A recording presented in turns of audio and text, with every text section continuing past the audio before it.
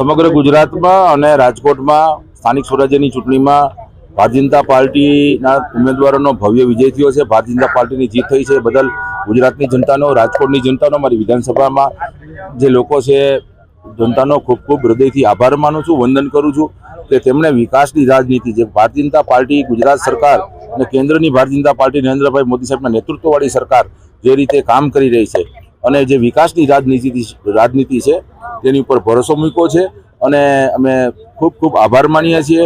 અને આ એક દાયિત્વ છે, જવાબદારી છે અને ભારતીય જનતા પાર્ટી હંમેશા વિકાસની રાજનીતિ, લોકોને સામાન્ય માણસ સુધી વિકાસના કામો પહોંચે, યોજનાઓ પહોંચે એના માટે અમે કામ કરીએ છીએ। ત્યારે ખૂબ ખૂબ ગુજરાતની, રાજકોટની જનતાનો અમે ખૂબ ખૂબ આભાર માનીએ છીએ। 16 નંબર ગયા વખતે પણ અમે ખાલી માત્ર 11 મતે અને 100 મતે એવી રીતે જીતેલા હતા।